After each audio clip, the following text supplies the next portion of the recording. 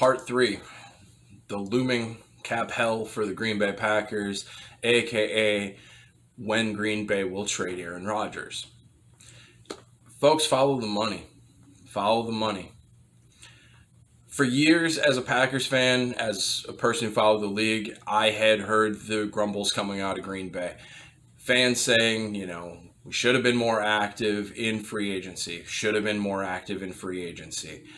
And every single time I heard that, I said, be careful what you wish for. And there's a reason. Because if you delve into free agency deep, money runs out eventually. And that is exactly where Green Bay is headed. Look at the contracts. The contracts will point you towards the future. And Green Bay, in 2021, with the way that they handled this, is on the precipice of ending up in as bad a cap hell as Atlanta and Minnesota if they try and squeeze the group together one more time. That's how dire it is.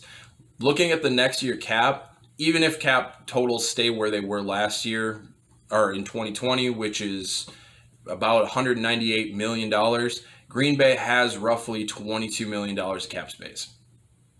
After the draft picks, $12 million of cap space. Your looming free agents are Bakhtiari, Corey Linsley, Kevin King, and Aaron Jones. That's going to cost you a lot more than $13 million. And the reason why this is happening is because of what has happened in the last 2 years. They signed Zadarius Smith, Preston Smith, Adrian Amos, and Billy Turner.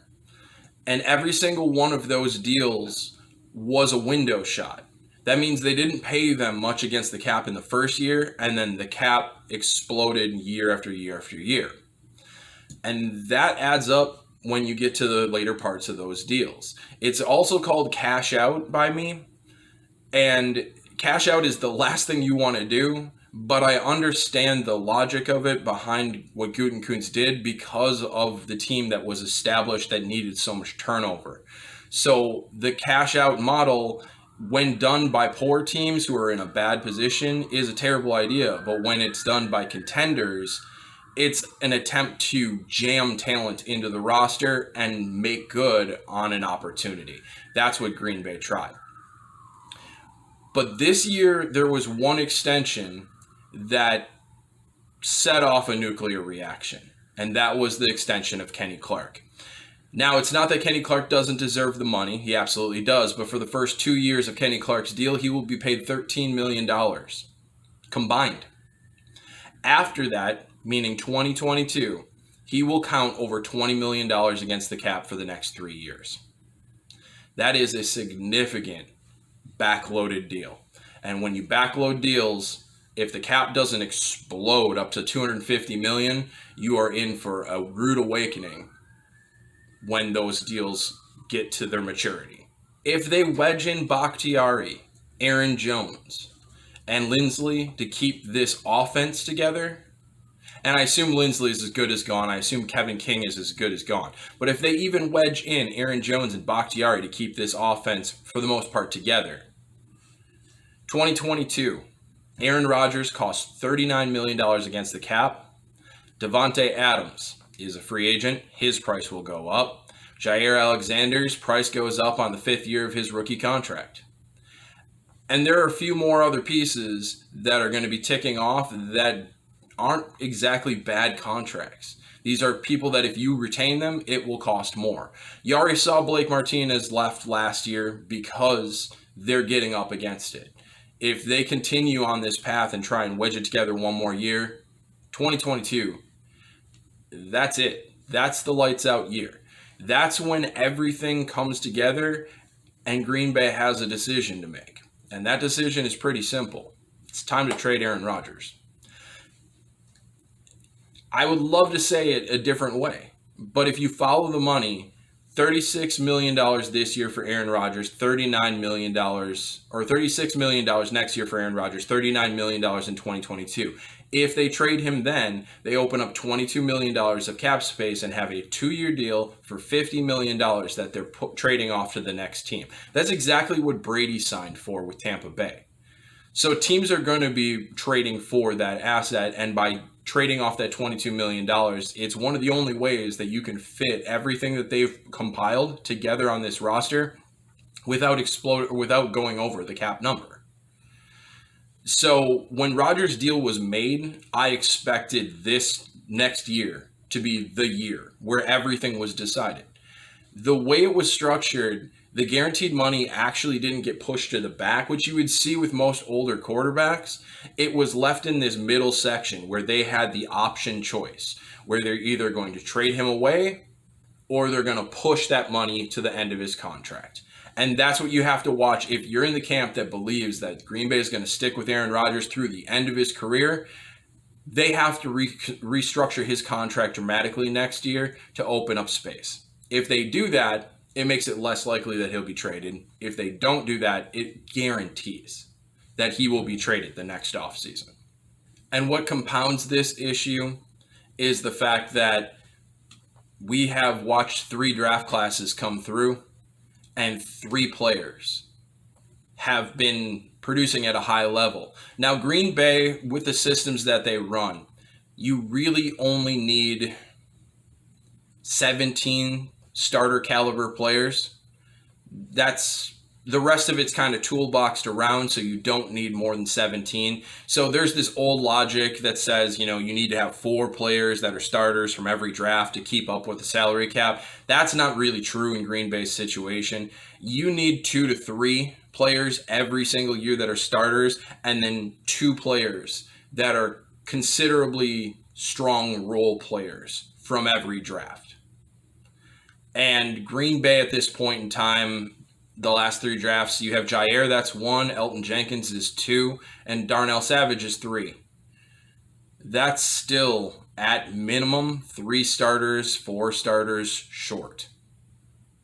That just destroys your ability to stay within the cap. And even role players haven't been showing up in these drafts as well. Kiki Kingsley, that's 1. There really hasn't been a lot. Even if A.J. Dillon ends up taking Jamal Williams' spot, maybe that's 2. John Runyon probably makes it a 3rd, but that's, again, needing 6, getting 3. You can't hold up at that rate. And that just really shows us how Gutekunst has been able to push this team forward and provide a very good quality product on the field with this franchise, but it's because he's killing 2022. And that shows your acumen as a general manager. If you are only able to succeed at a high level because you're destroying the future slowly and surely, then you're not really a good general manager. You're average at best. And the reckoning for Green Bay's free agent spending is about to happen. Next year is going to be rough. The following year is going to be death. And really, the deal that sets that off and makes it so blatantly obvious was the extension of Kenny Clark. You can't have $13 million in the first 2 years and then 20, 21, 22 in the next 3 and not see 2022 as a spot where everything has to make a dynamic shift. You're likely to see the end of the Aaron Rodgers era in Green Bay in 2022. You're likely to see Green Bay move on from Devontae Adams in 2022. It's just the way it is. So what this says for Packer fans is that you got 2 shots. This year, next year. Those are your 2 title chances. After that, there's going to be a lull. It's going to drop down and hopefully rebuild up from that point. But there's going to need to be some bloodletting, and any additions that are brought in, any young players that are extended, are going to come at the expense of having to cleave off other talent that is necessary for their success. So the hope as a Packer fan should be that Gutekunst comes out in 2021 and has a whale of a draft with a lot of players who have instant impact and can push this team up the ladder just a little bit more, because that's your chance. Remember, Green Bay is a franchise that is run very different from anyone else. They are more of a business model that supports the team instead of just a money-making venture from the team. And with the conditions that the current world is in, that has hurt Titletown, this specific Titletown district. They have taken a financial hit with what has gone on this year. And because of that, money is going to be a bigger issue for the Packers than it would be for some other teams. They're going to need to be tight to the vest. And if they don't want to do that in 2021, and I understand why they wouldn't, that's just going to make ripping the Band-Aid off that much more dramatic in 2022. That's the changing of the era. Because if you follow the money, you see very clearly that times, they are changing. Now, I will say one last thing on the pick of Jordan Love versus taking a linebacker or other players that could have possibly helped this team immediately. I believe every single general manager needs to take any quarterback they see on the board at a place of value. It is rare that you get a chance at a quarterback in the draft without overdrafting them. And that's precisely what happened for Green Bay this year. Jordan Love on my board was 16th. He fell to the late first round. That was a value pick. And when your team that has been just bleeding value the whole time that Gutekunst has been the general manager, at some point in time, you have to fight and get some of that back. And Jordan Love is an opportunity at that. I like Jordan Love's skill set in this Green Bay LaFleur offense. If you look at what has happened with Tannehill in Tennessee and the efficiency he's played with, Jordan Love is a very similar player in a lot of ways.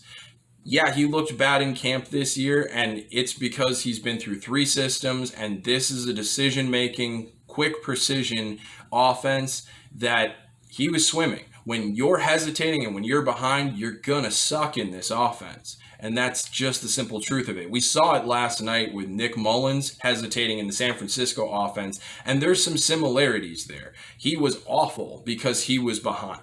Jordan Love was behind in camp, and that's where the negative reports came out. Even LaFleur himself said he's hesitating. And that's to be expected. It is an offense that is brand new to him, and I expect good things to come in the future. They're going to need to, because Green Bay is going to turn the page after next season. It's just the way the money stacks up. Be sure to go below, hit subscribe, ring the notification bell, throw us a like maybe.